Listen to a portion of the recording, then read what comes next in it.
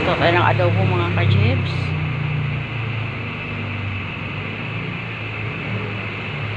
Adobong chicken.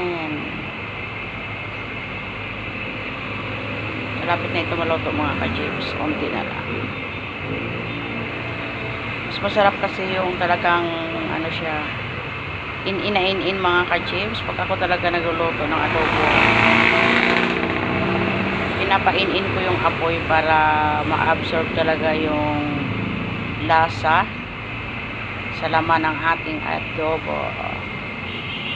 Good morning po sa lahat. Kumusta na po ang lahat?